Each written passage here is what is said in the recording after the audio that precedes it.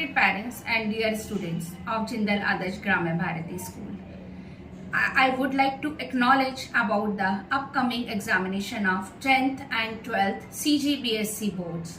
As you best know, this time board has been taking the examination very seriously and as per old pattern. So students, be ready for hard work and try your best. Jindal Adarsh Gramya Bharati has very supportive staff and our teachers want to share some quick and smart strategy for your betterment or better results for better results. So in this way, our teachers will be share some guidelines, some instructions. Hope you will follow and get the better marks. Wish you all the best. Best of luck, dear examinees. Thank you. Important notice. As you all aware about your CGBSE 12th board examinations, which is going to be held from 1st March 2023, and the timetable was also given to you in written form. According to this timetable, your exams started from 1st March 2023 and ended on 27th March 2023. In that, there is a preparation leave for each subject, and you can take advantage of enough preparation time for every subject by allotting proper days. Your first paper, Hindi subject exam, is going to start from 1st March. Timing of the exam will be 9 am to 12:15 pm. Then the second exam will be English subject, which is on 3rd March Friday. For this subject, you have only 1 day preparation leave. After giving English subject exam, when you reached home, then take a rest and resume your exam preparation of BST subject, which is going to be held on 6th March. For this subject, you have 2 days gap for commerce students. So Shweta ma'am will tell you in detail about the strategy and tips for BST subject preparation. My dear students, today you know that in your exam days will be there for your preparation of revise your paper. तो आप लोगों को जैसे पता है already कि 2 दिन मिले हैं, एक 4 तारीख 4 मार्च एंड 5 मार्च. तो उसमें 2 पार्ट्स में अपना BST डिवाइड किया गया है. First business finance and marketing और सेकेंड जो है that is your principles and functions of the management. तो सबसे पहले आप लोगों को पार्ट बी जो है वो पार्ट बी को आप लोगों को पढ़ना है and what ever the chapters are there that you already know. So from part B, consumer protection and financial markets, these are two short chapters are there. तो ये चैप्टर के लिए सबसे पहले आप लोग लेंगे और इसको पहले कंप्लीट करेंगे अकॉर्डिंग टू द ब्लूप्रिंट. जहाँ आपका ब्लूप्रिंट दिया गया है, जैसे मार्क्स अलॉटेड दिए हैं यहाँ पे 50 मार्क्स दिया है, उस हिसाब से आप लोग फाइनेंशियल मार्केट्स और कंज्यूमर प्रोटेक्शन को पहले आप खत्म करोगे. Then after that you have to go with the financial management और marketing. Financial management and marketing, these are the 2 little bit difficult chapters. So for that purpose you need to give the extra time or something little bit more time. So marketing में जितना strategy बोला है, जितने 4 P's है, सारा चीज़ आप लोग कर दोगे. फाइनेंशियल मैनेजमेंट में जो डिसीजंस दिए गए हैं फाइनेंशियल मैनेजमेंट के, उसको आप लोग अच्छे से करना है. So this is all about part B. When you come from your previous paper, so you have to start with this part B and finish up in the only on 4th of March. फिर आप लोगों को आना है 5th मार्च में, जब आप 5 तारीख को आप लोगों को इस पार्ट ए का आप लोगों को पढ़ाई करनी है. So first chapter nature and significance of the management, second principles of the management and third one is the business environment. आप लोगों को सबसे बहुत अच्छे से पता है कि ये 3 जो चैप्टर्स है, these are the introductory one. तो इंट्रोडक्टरी चैप्टर में से जैसे बोलेंगे हम लोग ऑब्जेक्टिव टाइप ऑफ क्वेश्चंस, उसके बाद में लॉन्ग आंसर, शॉर्ट आंसर्स, इसमें जो रहते हैं, जैसे यहाँ पे प्रिंसिपल्स ऑफ मैनेजमेंट है, यहाँ पे हेनरी फियोल और टेलर का डिसीजंस है, इसके बाद में बिजनेस एनवायरनमेंट के जितने टाइप्स दिए हैं, ये सब को आप एक बार कंप्लीट करोगे. Then we have to move, then after that we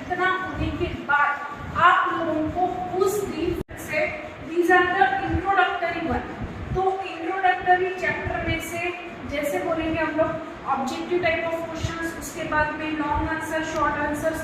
इसमें जो रहते हैं, जैसे यहाँ पे प्रिंसिपल्स ऑफ मैनेजमेंट है, यहाँ पे हेनरी फियोल और टेलर का डिसीजंस है, इसके बाद में बिजनेस एनवायरनमेंट के जितने टाइप्स दिए हैं ये सब को आप एक बार कंप्लीट करोगे। Then we have to move, then after that इतना होने के बाद आप लोगों को उस दिन 5 मार्च को फिर से पार्ट बी का रिवीजन करना है जो आप लोगों ने 4 तारीख को पढ़ा था। उसके बाद में इवनिंग में आप लोग 4th, 5th, 6th, 7th, 8th chapter पढ़ोगे, planning, organizing, staffing, directing and controlling. So this is the next chapter you have to do at the evening time on the 4th, 5th of March. ठीक है, ये chapter में से जैसे आप लोगों के पास ब्लू प्रिंट है, short answer question, very long answer question, उसके बाद में ऑब्जेक्टिव टाइप ऑफ क्वेश्चंस, ये सारे इसको आप लोग कंपाइल करके पढ़ोगे। इसमें से सबसे ज़्यादा इम्पोर्टेंट जो है that is your planning chapter and your controlling chapter. इन दोनों चैप्टर को आप लोग फोकस करके पढ़ोगे because this is the starting of the starting principle and this is the ending principle. Now सबसे ज़्यादा मोस्ट इम्पोर्टेंट जो चीज़ है जो आप लोगों को करना है in short that is tips to solve your paper.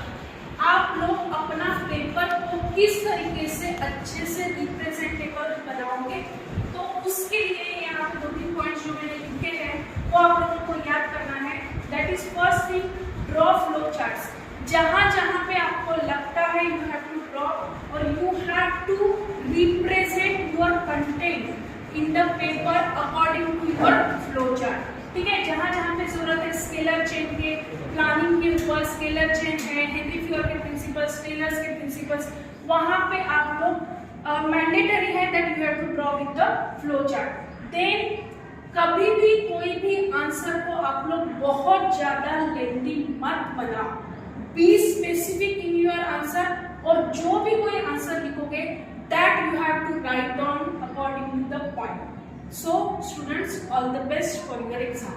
After completing the English exam, there will be a gap of 7 days for physics subject which held on 11th March. So Sanjeev sir will tell you the preparation strategy for physics subject. Working as a teacher of physics, here I will elaborate about the strategy of preparation for physics examination of 12th board. So आप लोग 3rd मार्च को है ना English का exam देकर वापस आओगे। ठीक है, उसके बाद आपके पास 4 से लेकर 10 तारीख तक है ना, टोटल 7 दिन बचेंगे। ठीक है, 7 दिन में आपको फिजिक्स के पेपर को कैसे सॉल्व करना है, कैसे उसके लिए स्ट्रेटजी बनानी है। ठीक है, इसके लिए आपको मैं कुछ टिप्स दे रहा हूँ। जैसे कि फर्स्ट चैप्टर आप क्या करना, कम्युनिकेशन सिस्टम को है ना 3rd मार्च को है ना, क्योंकि आप 12 बजे तक आ जाओगे, 12 बजे के बाद आपके पास कुछ टाइम बचेगी, उसमें थोड़ा रेस्ट कर लेना। ठीक है, उसके बाद 3 बजे से आप स्टार्ट कर लेना पढ़ना, और कम्युनिकेशन सिस्टम जो कि एक इजीएस्ट चैप्टर है जिसको आप स्टार्ट कर सकते हो 3rd मार्च को है ना, इस दिन आप इसको कंप्लीट कर देना कम्युनिकेशन सिस्टम। ओके, फिर एटम एंड न्यूक्लियर, ये भी एक इजीएस्ट चैप्टर है। ठीक, इसमें 6 मार्क्स अलॉटेड है, 3 + 3 का इसकी वजह से इसको आपको 4th मार्च को कंप्लीट करना है। ठीक, फिर electric charge, field and electrostatic capacitance and potential, जिसमें 8 मार्क्स अलॉटेड है। ठीक है, इसमें वेटेज बहुत ज्यादा है, 1 + 2 + 5। ठीक है, इसको आप तैयार कर लेना 5th मार्च को। ओके, फिर रे ऑप्टिक्स, जिसमें 14 मार्क्स का वेटेज है। ठीक है, मोस्ट इंपॉर्टेंट चैप्टर है आपका पूरे फिजिक्स के 12 फिजिक्स के बुक में से, 1 + 2 + 3 + 3 + 5। ठीक है, 6 मार्च को इसको आप कंप्लीट कर लेना। नेक्स्ट है आपका करंट इलेक्ट्रिसिटी। ठीक है, इसके साथ आप एक और चैप्टर आप ऐड कर लेना, सेमीकंडक्टर्स करके। ठीक है, इन दोनों का जिसमें स्कीम है क्या 7 2 + 2 + 3 क्या, इसमें 1 + 3 + 3, ये आपका क्या सेमीकंडक्टर है। 1 मार्क्स के लिए आप ठीक है बुलियन एक्सप्रेशन तैयार कर लेना लॉजिक गेट का, 3 मार्क्स और 3 मार्क्स। ये भी क्या है आपका 3 मार्क्स आपका स्ट्रक्चर पूछ सकता है। ठीक है, हो सकता है कि आपका पीएनपी ट्रांजिस्टर का आपको सर्किट डायग्राम पूछ दे। ठीक है, तो 3 मार्क्स के लिए आप रेडी रहना क्या करने के लिए सेमीकंडक्टर में। ओके, और जितने भी आपके चैप्टर हैं सब जो 3 मार्क्स वाले क्वेश्चन है वो जनरली न्यूमेरिकल हो सकते हैं। ठीक है, नेक्स्ट आपका 8 मार्च को आप magnetic effect of electric current and magnetism of matter. इस चैप्टर को आप रेडी रखना, जिसमें 3+5 का स्कीम 3 के बाद इसके लिए न्यूमेरिकल के लिए रेडी करना, क्योंकि 3 मार्क्स मतलब न्यूमेरिकल सीरीज में और 5 मार्क्स में आप बड़े क्वेश्चन तैयारी कर लेना, ठीक है। इसमें 8 मार्क्स आपको इसको कंप्लीट कर लेना है। नेक्स्ट देखिए 7th नंबर का electromagnetic wave and dual nature of radiation. दोनों छोटे चैप्टर हैं, दोनों चैप्टर को आप एक दिन कंप्लीट कर सकते हो। इस वाले चैप्टर में इलेक्ट्रोमैग्नेटिक वेव में 3 मार्क्स लॉटेड है, एक सिंगल क्वेश्चन होगा 3 मार्क्स का। फिर है ड्यूअल नेचर ऑफ रेडिएशन, इसमें आप 1+3 का स्कीम है, ठीक है। इसमें 3 मार्क्स जो है ना, इसमें आपसे पूछ सकता है ड्यूअल नेचर में न्यूमेरिकल पूछ सकता है आपसे, ये 9th मार्क्स को आपको कंप्लीट कर लेना, ओके। फिर है next electromagnetic induction and AC current, ये आपका लास्ट 10th मार्क्स को आप इस चैप्टर को कंप्लीट करो। 2 चैप्टर यहाँ पर दिए हुए हैं, इसके अकॉर्डिंग आप 8 में 1+3+4 का इसमें स्कीम है, ओके। तो ये टोटल आपको मैं स्टडी समझाया, टोटल आपके 15 चैप्टर हैं। 15 चैप्टर में आपको इस टाइप से मार्क लॉटेड है। अगर आप इस टाइम तैयारी करो तो आपको इजी लगेगा, है ना। टोटल आपको 10 दिन का रिलाइजेशन करना है, ठीक है। अब ये मत सोचना कि बहुत सारा छुट्टी मिला है इसमें तो आपको आराम से करना है। आपको देख लीजिए आप यहाँ से, है ना, आपको यहाँ भी दिन कम पड़ जाएंगे, एक दिन का आपको रिलाइजेशन करना है। कुछ इंपॉर्टेंट पॉइंट्स यहाँ पर है। 3 मार्क्स क्वेश्चन क्या हो सकते हैं, न्यूमेरिकल वाइज हो सकते हैं, ठीक है। अनसॉल्व पेपर को आप चेक कर सकते हैं कि आपने कितना तैयारी किया है, उसको चेक करने के लिए आप अनसॉल्व पेपर सॉल्व कीजिए, ठीक है। लास्ट में जो क्वेश्चन बैंक छत्तीसगढ़ शिक्षा मंडल जो वहां से जारी किया गया था ना, वो आपको क्वेश्चन बैंक से क्या करना है, सॉल्व करना है। इसमें इतना अगर आप क्या कर लो, अपने आप को सेटिस्फाई कर लो कि हाँ हमने पूरा तैयारी कर लिया है 3 मार्क्स वाले और 5 मार्क्स वाले को, ठीक है, ओके। कुछ और डाउट हो तो आप मुझे कॉल कर सकते हो, कोई जो भी कंसल्टेशन ले रहे हो, okay. After completing BST subject, commerce students will have 7 days gap for accountancy subject, which held on 14th March. So Manohar sir will tell you the preparation strategy for accountancy subject. Morning dear students, let us today discuss with your account subject accountancy and your examination date is 14/3/2023, मतलब 14 मार्च 2013 को आपका accountancy का exam है। उसी के quick revision plan हम लोग देख रहे हैं इसमें कैसे करना है। सबसे पहले आपका पार्ट ए आता है। पार्ट ए में आपका आता है accounting of partnership and companies, ठीक है। Accounting of partnership and companies जो कि आपके 35 मार्क्स कंसिस्ट करते हैं। इसमें आपको क्या पढ़ना है, अकाउंटिंग फॉर पार्टनरशिप्स, जो आपको पार्टनरशिप के बारे में पढ़ना है, पार्टनरशिप फॉर्म्स के बारे में पढ़ना है, जो आप लोगों ने ऑलरेडी अच्छे से पढ़ चुका है। इसमें एडमिशन आ जाता है, रिटायरमेंट आ जाता है, डिसोल्यूशन आता है, डेथ आता है, तो इन सब चीजों के बारे में जो है आपको एक क्विक रिवीजन कर लेना है, ठीक है। उसके बाद इसके दूसरी पार्ट आती है जो accounting for companies. Accounting for companies जो होती है इसमें भी आप 25 मार्क्स कंसिस्ट कर सकते हैं।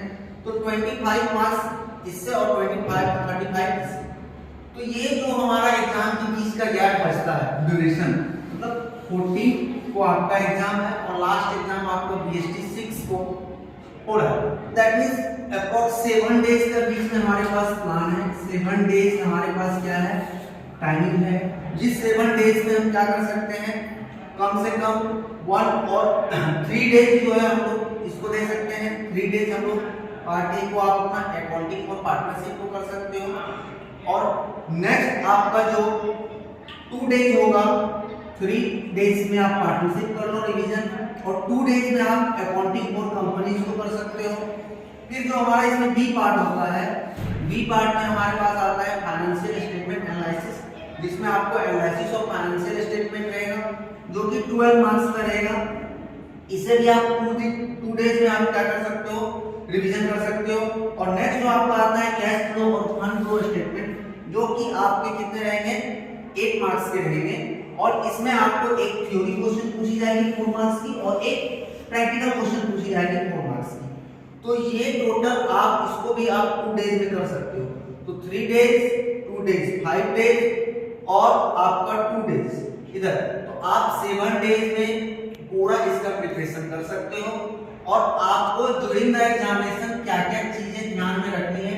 तो अकाउंटेंसी में लॉट ऑफ आपको कैलकुलेशंस आएंगे, परसेंटेज निकालना है, एवरेज निकालना है, तो इन सब चीजों से आपको घबराना नहीं है, आपको इजीली वे में कैलकुलेशन करना है और एप्रोप्रिएट कैलकुलेशन करना है, ठीक है। मेक प्रॉपर, आपको पेपर को प्रॉपर ऑर्डर में, एक सीक्वेंस में सॉल्व करना है, या तो आप असेंडिंग ऑर्डर में कर सकते हो या फिर डिसेंडिंग ऑर्डर में कर सकते हो। Solve the question sequence wise, proper order में आपको करना है, या तो असेंडिंग या फिर descending.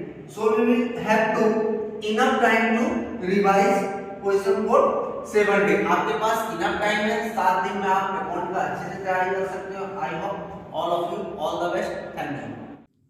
After completing physics subject, maths students will have 2 days gap for chemistry subject, which held on 14th March. Meenakshi ma'am will tell you the preparation strategy for chemistry subject.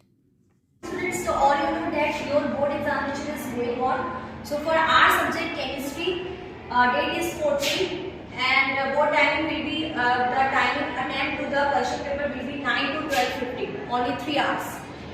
And you are getting the days for the revision of the chemistry 11 half day only, because there is an examination on 11th March and 12 and 13. So you have to complete your revision on these days only, 12, 13 and the 11th half. So now students, what you have to do, what strategies you have to follow for these days for the quick revision of the chemistry 11 March, 12 March and 13 March. 11 March students, you can take the physical chemistry. Physical chemistry you can take, in which 23 marks of 8 questions will come. So how you have to complete this physical chemistry in a 1 day or in a half day? First you have to revise the formulas, physical formulas you have to learn. Like what is the formula of the molarity, what is the formula of the molarity. So this formula you have to revise. Basic concept numericals you have to do. Is that questions only is directly based on the numericals. These easiest questions, numerical questions you have to revise from the Prabodh. You have to revise the questions from the Prabodh only. Next, differences. You have to write the, you have to revision, you have to take the revision of the differences also, like what is the difference between the tetrahedral and the octahedral, what is the difference between the unit cell and the crystal lattice. This quick revision you have to take from Prabodh only. You can select your content, but the question you have to take from the Prabodh at the last moment.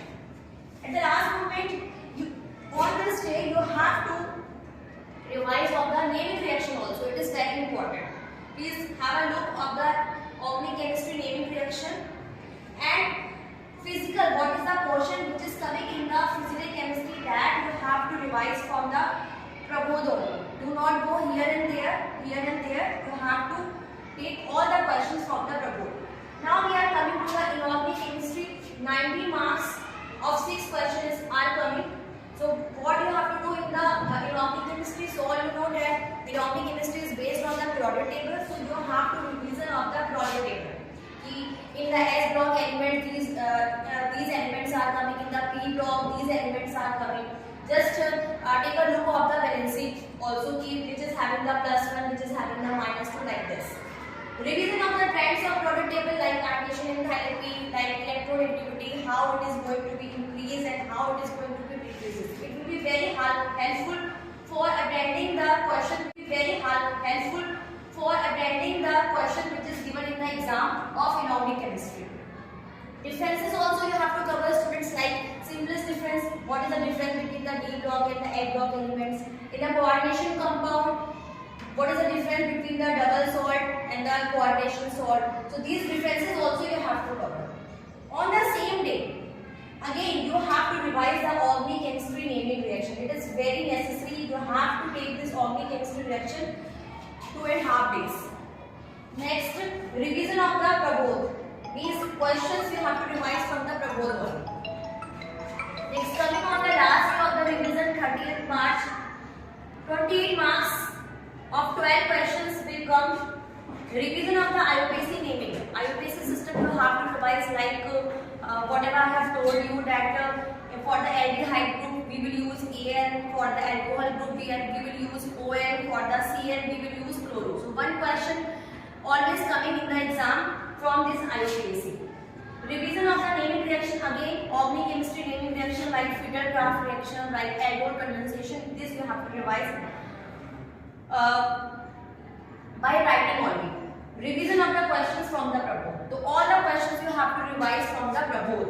For physical, inorganic and organic, all the questions you have to revise from the Prabodh. Do not go here and there at the last moment.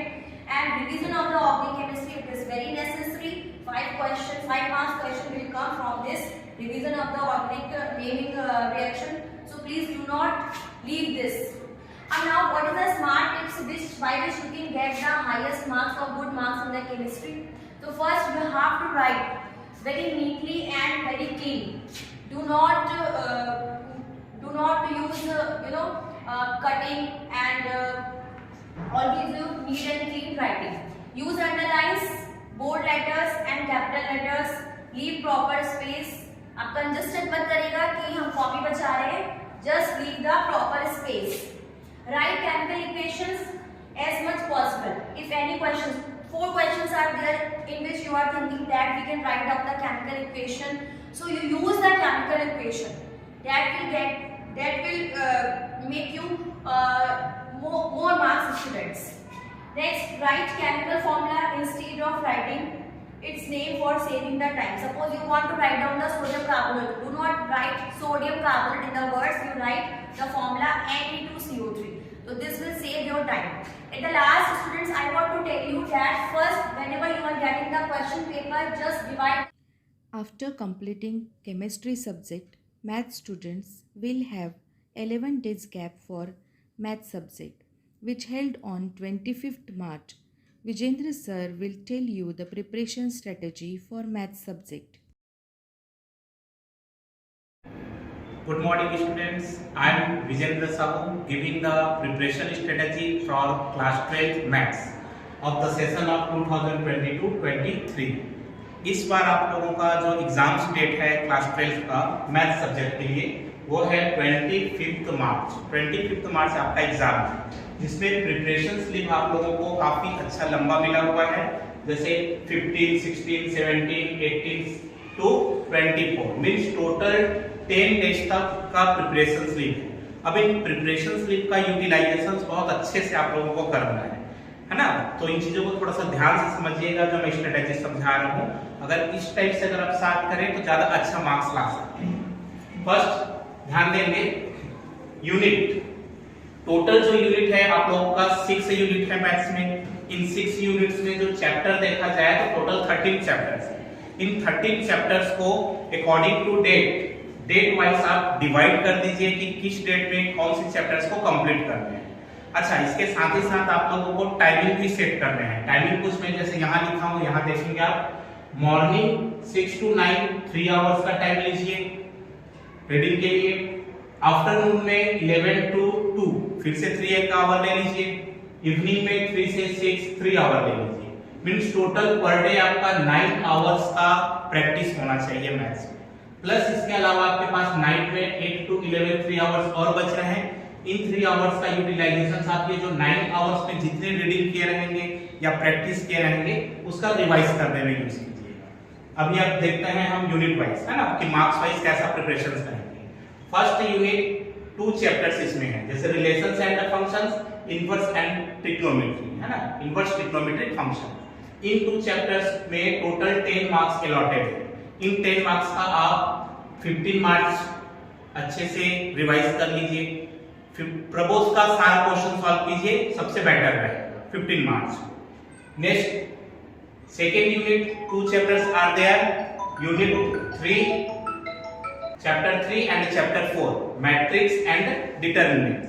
In 2 chapters को आप में जो है 13 marks allotted है, जिसको आप 16 marks यानी 1 day में बहुत इजीली कवर कर सकते हैं क्योंकि आपके पास पूरे 9 आवर्स का टाइम है प्लस 3 आवर्स रिवीजन है। नेक्स्ट आते हैं यूनिट नंबर 3। इस यूनिट नंबर 3 में टोटल चैप्टर 5, 6, 7, 8, 9 ये 5 चैप्टर्स इसके अंदर है ना। तो इसके लिए आप थोड़ा ज्यादा टाइम देंगे, 17, 18, 19 एंड 20 मार्क्स, क्योंकि इसमें जो मार्क्स आ रहे हैं देखिए टोटल 44 चैप्टर 5, 6, 7, 8, 9 ये 5 चैप्टर्स इसके अंदर है ना। तो इसके लिए आप थोड़ा ज्यादा टाइम देंगे 17, 18, 19 एंड 20 मार्क्स, क्योंकि इसमें जो मार्क्स आ रहे हैं देखिए टोटल 44 मार्क्स है, बहुत सारे मार्क्स हैं इसमें, 44 मार्क्स है ना। और इन्हीं चैप्टर्स में से एक क्वेश्चन 6 मार्क्स का कंटिन्यूटी या डिफरेंशिएबिलिटी से बनेगा, एक 6 मार्क्स का क्वेश्चन इंटीग्रल एप्लीकेशन से, या उसी के और में क्वेश्चन बन सकता है उसके एप्लीकेशन से। तो इसका एक तैयारी 4 डेज में बहुत अच्छे से और इजी तरीके से आप कीजिए, ज्यादा बेटरमेंट रहेगा, है ना। नेक्स्ट हम आते हैं यूनिट नंबर 4। यूनिट नंबर 4 में 2 चैप्टर्स हैं, एक वेक्टर और एक 3 डायमेंशनल जियोमेट्री, जिसमें देखेंगे 3 डायमेंशनल जियोमेट्री से 6 मार्क्स का एक क्वेश्चन बनना कंपलसरी है, जिसमें टोटल इन 2 चैप्टर से 17 मार्क्स आने हैं। तो इसका तैयारी बहुत इजीली, बहुत छोटा छोटा यूनिट है ये, 21 मार्क्स 1 डे में कवर कर सकते हैं बहुत इजीली तरीके से। नेक्स्ट लीनियर प्रोग्रामिंग, जो आपका चैप्टर नंबर 12 में है ना, जो यूनिट नंबर 5 के अंदर आता है, इसमें से सिर्फ एक ही क्वेश्चन आना है 6 मार्क्स का, वो है लीनियर प्रोग्रामिंग से। तो आप इस चैप्टर का 1 डे मींस 22 मार्क्स को अच्छे से रिवाइज कीजिए। इसके बाद भी आपके पास इसमें और भी टाइम्स बचेंगे, इसका यूटिलाइजेशन प्रीवियस जितने कर चुके हैं उनका एक बार रिवाइज कर लीजिएगा, क्योंकि लीनियर प्रोग्रामिंग बहुत छोटा यूनिट है, इजिली एटलीस्ट 3 आवर्स में कंप्लीट हो जाएंगे आपके। नेक्स्ट आता है last unit and last chapter probability, जिसमें से 10 मार्क्स के क्वेश्चन आने हैं। ये 22 मार्क्स आप इसको भी कवर कर सकते हैं बहुत इजीली तरीके से। तो 22 मार्क्स में आप लीनियर प्रोग्रामिंग और प्रोबेबिलिटी दोनों कवर कर लीजिए। इसके आपके पास देखिए 23 एंड 24 2 डेज अभी भी बच रहे हैं रिविजन के लिए। तो इन 2 डेज का यूटिलाइजेशन आप इस टाइप से कीजिए, जैसे 3 questions paper set of previous years के जो 3 क्वेश्चंस पेपर सेट है उनको आप सॉल्यूशंस कीजिए इन टाइमिंग के according, 6 to 9, 11 to 2 and 3 to 6 means 2018, 19 and 20 in 3 years का पेपर आप सॉल्व कर लीजिए, ज्यादा अच्छा रहेगा। उसके बाद 24th लास्ट जो डेट है आपका प्रिपरेशन डेट, इसका यूटिलाइजेशन आप मॉडल पेपर सेट को सॉल्व करने में कीजिए, जो आपको प्रबोध में बहुत इजीली मिल जाएंगे। प्रबोध में वहां मॉडल पेपर सेट बने हुए हैं, उन सारे मॉडल पेपर सेट का प्रैक्टिस आप 24th मार्च कीजिए। इस तरह से आप लोगों का प्रिपरेशन स्लीप बहुत अच्छे से और इजीली यूज हो जाएंगे अगर आप इस टाइप से स्ट्रेटेजी यूज करें तो। ओके।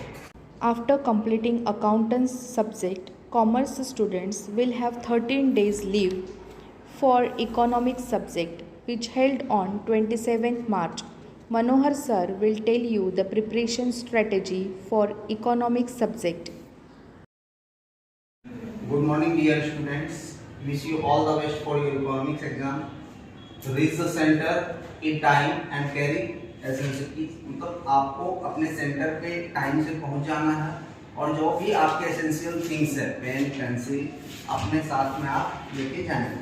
और do not panic and right the answer in cool mind. आपको एग्जाम देते समय पैनिक नहीं होना है, आपको एकदम दिमाग कूल करके रखना है और फिर आपको क्या करना है, आंसर राइटिंग करना है। Now today also we discuss to preparation strategy for class 12 economics. Then I have already written here blueprint and also discuss with I am going to blueprint how can manage time and how can going to make a preparation chart of our today's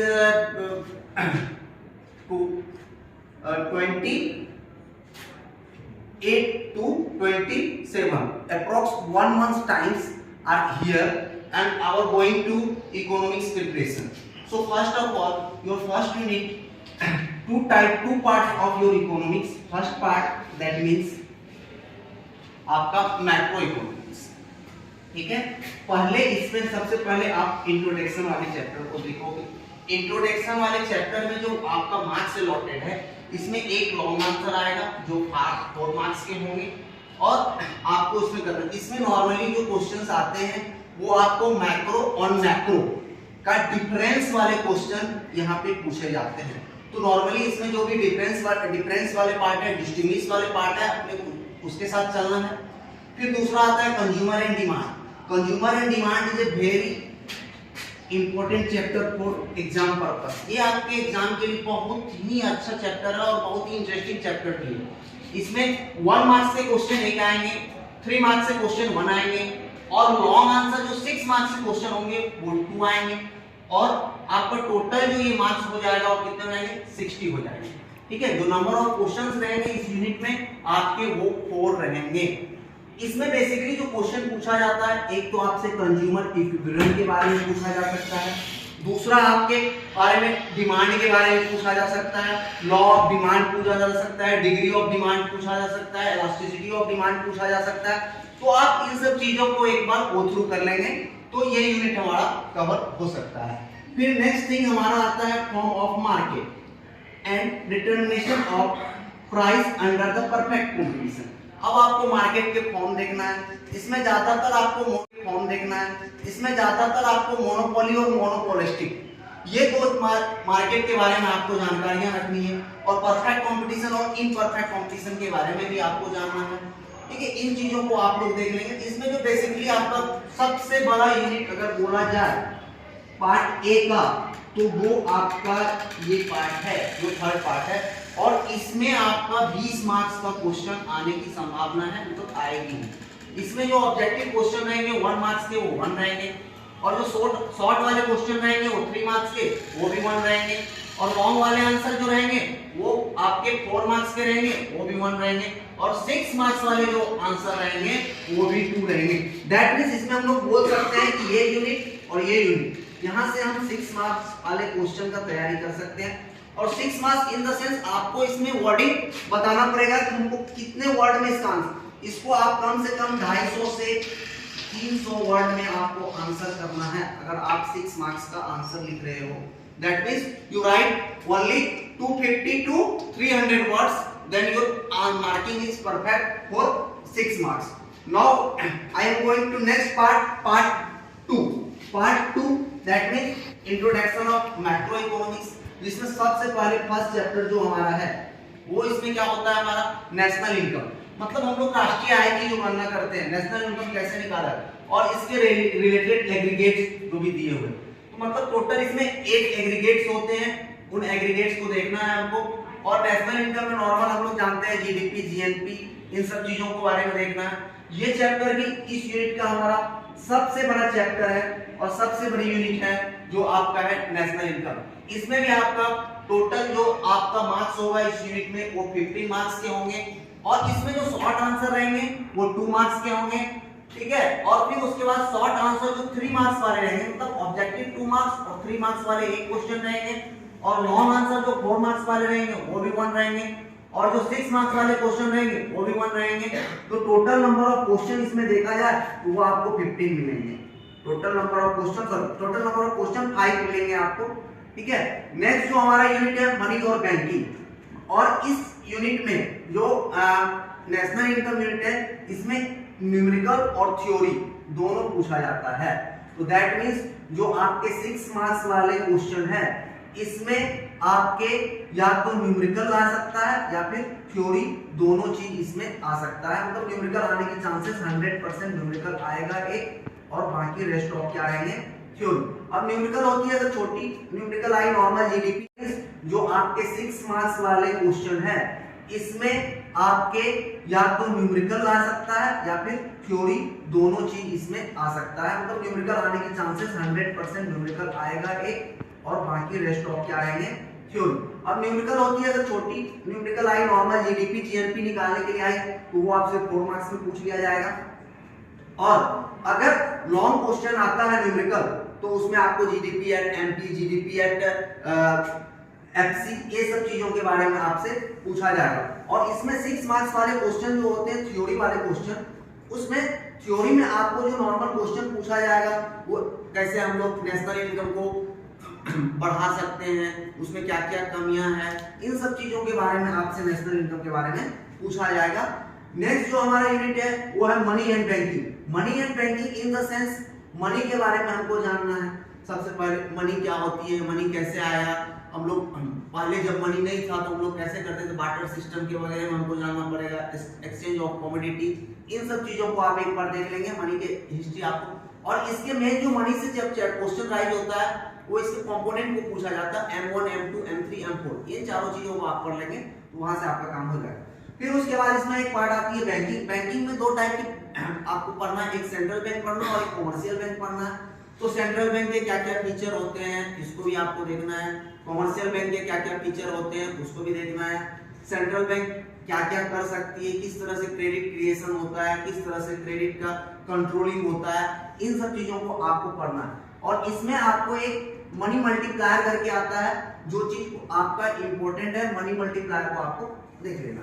next जो हमारा आता है, next last unit जो है हमारा government budget and the economy. Government budget से भी आप देखोगे तो ऑब्जेक्टिव जो क्वेश्चन रहेंगे 1 मार्क्स के वो 2 रहेंगे, शॉर्ट क्वेश्चन जो रहेंगे वो 1 रहेंगे, फिर आपके 4 मार्क्स वाले क्वेश्चन हैं वो टोटल 2 रहेंगे, और फिर आपके 6 मार्क्स वाले क्वेश्चन इसमें नहीं रहेंगे। टोटल इसमें कितने रहेंगे, 5 मार्क्स के क्वेश्चंस रहेंगे। और आप गवर्नमेंट बजट में नॉर्मली जो आपको पढ़ना है, जो गवर्नमेंट बजट क्या होता है, गवर्नमेंट बजट के उद्देश्य क्या होते हैं, मतलब क्या एम के लिए हम लोग गवर्नमेंट बजट बनाते हैं, ठीक है, इसके क्या क्या बनाने के फायदे हो सकते हैं, हमारे प्रॉफिट और इनके फीचर्स, और गवर्नमेंट बजट में जो टैक्स आता है, कैपिटल रिसिप्ट, आपका क्या रेवेन्यू रिसिप्ट, इन सब चीजों को भी आपको एक बार गो थ्रू कर लेना है। तो ये हमारा पूरा ब्लूप्रिंट है इकोनॉमिक्स का, जो आपका एग्जाम होने वाला है 27 मार्च को। All of you all the best, thank you. After completing chemistry subject, students will have 12 days leave for biology subject, which will held on 27th March. Jainarayan sir will tell you the preparation strategy for biology subject. Today, here we are to discuss strategies for preparation and revision during exam. For this time, you will have 12 days of gap after finishing your chemistry exam. For your biology exam, you will have 12 days for your preparation and revision. So, I have divided this unit. You have total 6 units. How you will manage these days, these 12 days for the preparation, better preparation for biology. So, see student, either you can begin with the harder unit or you can begin with the easiest unit. Which one is unit number 6, ecology. In this ecology, the total unit has weightage of 14 marks, in which mostly 3 marks questions will come from organisms and population, ecosystem, biodiversity and environment. इसको preparation करने के लिए आपको ज्यादा time की जरूरत भी नहीं पड़ेगी। अगर मैं यहाँ पर बोल रहा हूँ कि इसके लिए आप 2 दिन डिसाइड कर सकते हैं, 2 दिन में ये चैप्टर आपको बहुत आसानी से क्या हो जाएगा, कवर हो जाएगा। इसके लिए आपको थ्योरी है ना, अगर आप कॉन्सेप्ट अच्छे से समझे तो सारे क्वेश्चन आपसे अच्छे बन सकते हैं। इस यूनिट से लगभग 3 मार्क्स के 4 क्वेश्चन आने वाले हैं, तो बेसिकली आपको इस यूनिट में 3 मार्क्स क्वेश्चंस को ज्यादा ध्यान देना होगा। Now let's come to unit number 1, which one is reproduction. और ये चैप्टर्स आप लोग बहुत अच्छे तरीके से प्रिपेयर कर चुके हो, reproduction in organisms, reproduction in plant, human reproduction and reproductive health. इसमें जो मार्क्स की डिस्ट्रीब्यूशन है 14 मार्क्स, और इस 14 मार्क्स में बेसिकली जो क्वेश्चंस आएंगे 1 marks, 2 marks, 3 marks and 5 marks. Basically इस चैप्टर में अगर देखेंगे इस यूनिट में 1 मार्क क्वेश्चन जनरली आता है रिप्रोडक्शन इन ऑर्गेनिजम्स से, 1 मार्क्स एंड 2 मार्क्स, और 3 मार्क्स एंड 5 मार्क्स के जो क्वेश्चन है reproduction in plants, human reproduction and reproductive health. ये चैप्टर आपके लिए है, आप इसको कई बार पढ़ चुके हो, है ना। ये आपको 2 दिन में आसानी से कंप्लीट करके देगा, आप लोग आसानी से इसको कर सकते हैं, रिवाइज कर सकते हैं। ये 2 दिन के अंदर में अगर आप इसको करते हैं अच्छे से, आपके 14 + 14 मार्क्स आपके क्या हो जाएंगे, एनसीओ हो जाएंगे। उसके बाद आते हैं एक थोड़ा सा हार्ड टॉपिक, है ना, यूनिट 2 में, जहां पर आपको 3 चैप्टर देखने को मिलते हैं, जिसमें सबसे ज्यादा इंपॉर्टेंट है principle of inheritance, molecular basis of inheritance, evolution. ये तीनों चैप्टर से 18 मार्क्स, यहां तक आप देखोगे तो सबसे ज्यादा मार्क्स जो अलॉट हुए हैं इस यूनिट से, तो है यूनिट 2, 3 चैप्टर ओनली, लेकिन वहां पर जो 18 मार्क्स है। जनरली यहाँ पर इसमें आप 3 मार्क्स एंड 5 मार्क्स के क्वेश्चन को ज्यादा प्रिपेयर करेंगे, basically molecular basis of inheritance से और प्रिंसिपल ऑफ इनहेरिटेंस से। 3 मार्क्स के क्वेश्चन आपको जनरली इवोल्यूशन चैप्टर से मिलेगा। उसके बाद आपने क्या किया है, ये 6 डेज आपने यूटिलाइज कर लिया है ये यूनिट को कंप्लीट करने के लिए। थर्ड यूनिट में आप लोग biotechnology and In that way, you will prepare your syllabus. and our teachers' preparation strategy will definitely help you to score a good marks in board exams. Best of luck to all. Thank you.